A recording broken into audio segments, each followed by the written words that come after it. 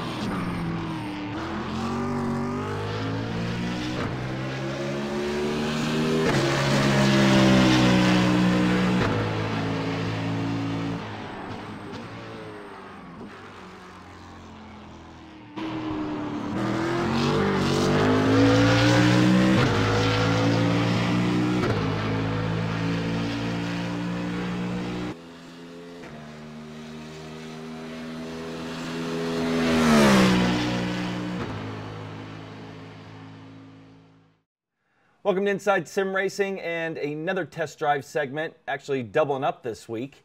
And today, actually, tomorrow, or within the next 24 hours or so, you guys are all going to be able to test drive this, and it's Circuit of the Americas, the iRacing version. Before I get started, I just want to say I've driven this track in Formula One 2012 and 2013.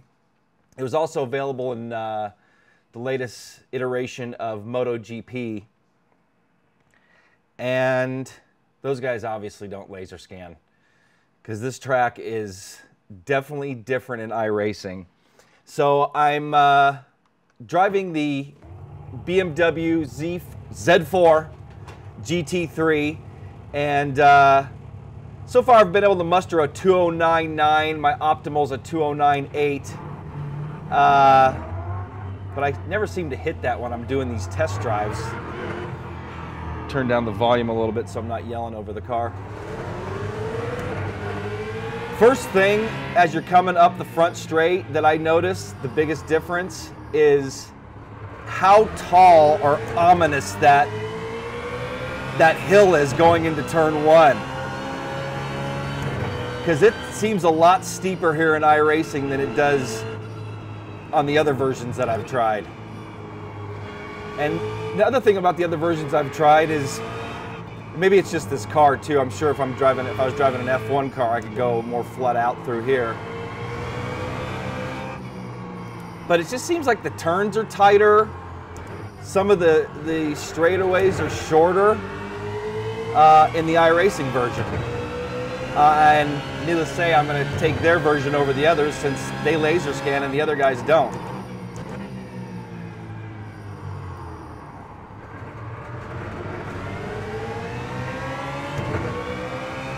Also noticed some slight sound differences in the BMW since my previous test drive.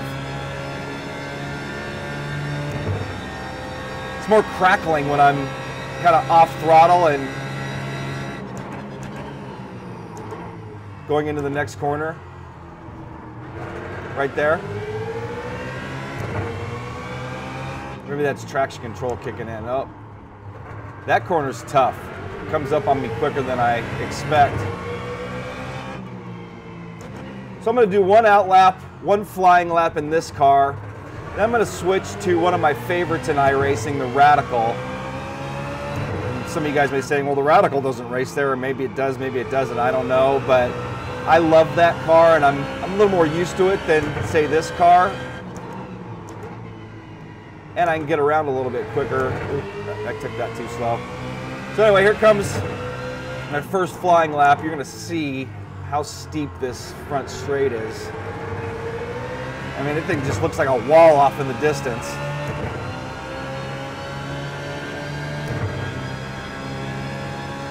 Just gonna keep quiet for this lap and see what I can do.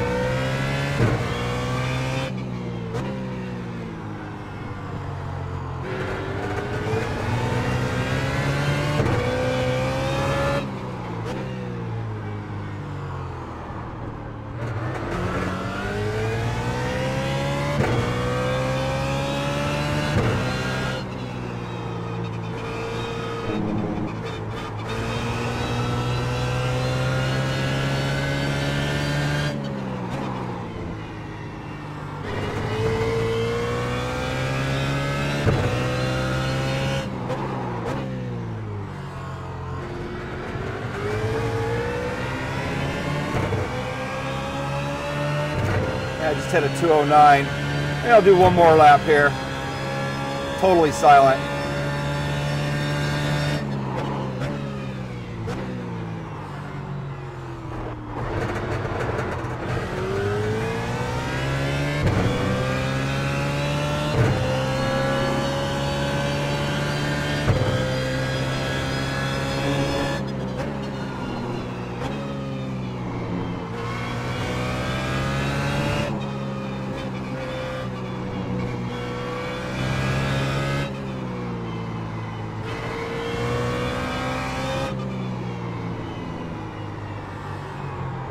Totally choked. I think I'll end that lap there since I was totally choking it.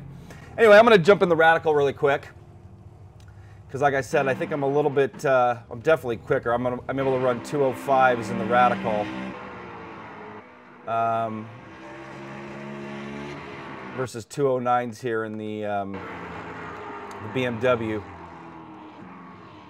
You know, learning the track and the car at the same time is definitely not an easy task. And I don't have that many laps in the BMW, so needless to say, I'm very fresh in it. Anyway, going to switch it up here really quick and get into the radical. All right, got things fired back up here, and I've jumped in the radical. And like I said, I know this car a little bit better, so I'm able to kind of push it a little bit harder.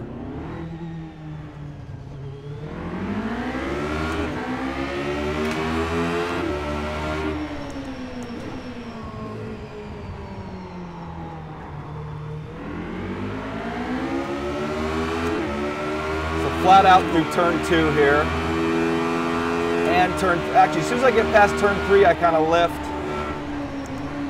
because you want to set up for these next couple S's, otherwise you just overshoot them.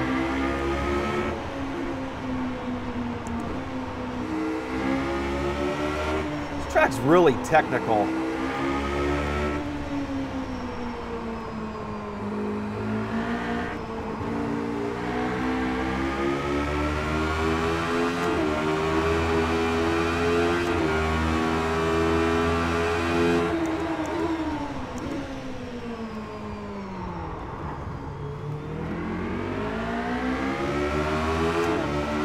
This seems to be the fastest section of the course. It is the fastest section. I think in the radical here I get up to about 150 at the end of the front straight here.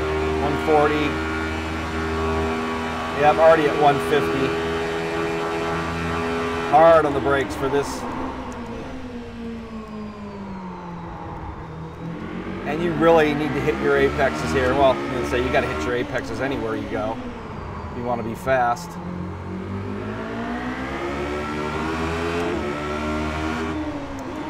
By the way, you go into the red on any of those corners, it seems, and you're getting it off track. This section in particular was flat out in an F1 car, at least on F1 2013. I would imagine with a good setup you probably can be too in iRacing version. This little straightaway was seemed a lot longer in F1's version. Okay, there's my outlap.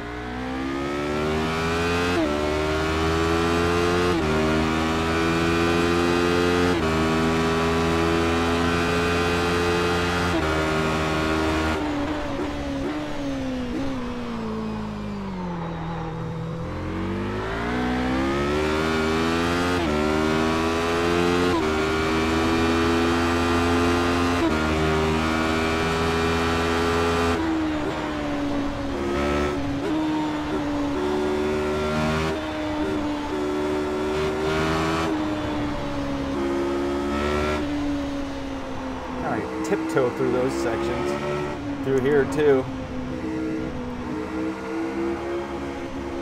Oh, bump. You can set up for this. You can go flat out through that left-hander.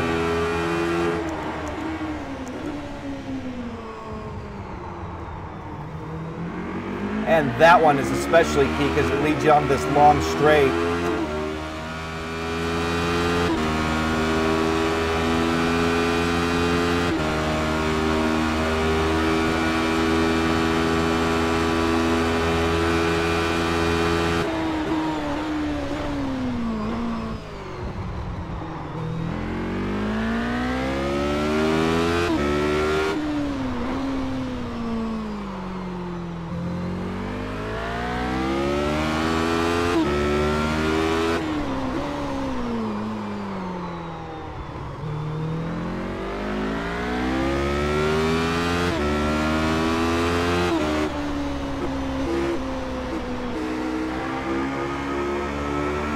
Seems like if you keep it down low through that last section there, you can kind of stay on the throttle, carry a little bit more speed through there.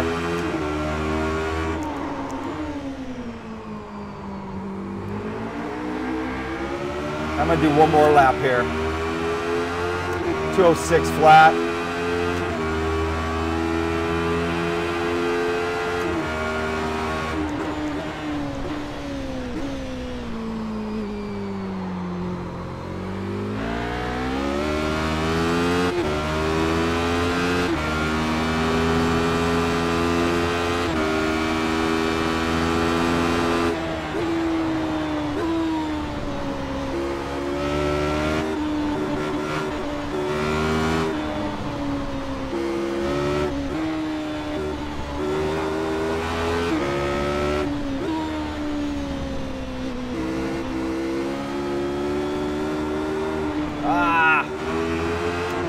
Choked. Trying to carry too much speed up through there.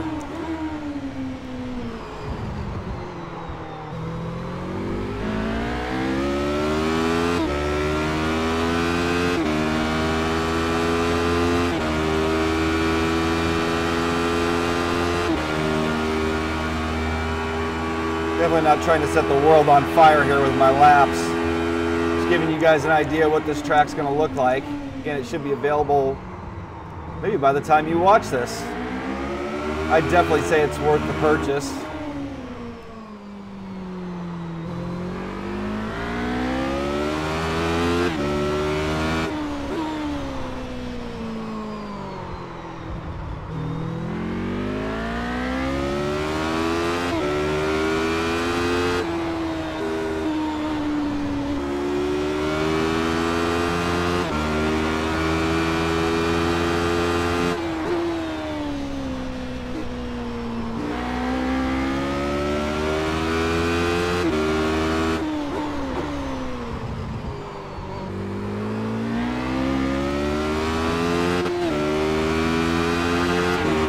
right, so there you go. A couple 206s in the Radical.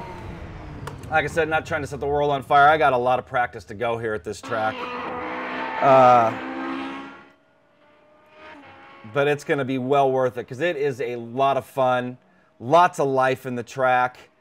I'd say it's probably the best track in all of the United States by far.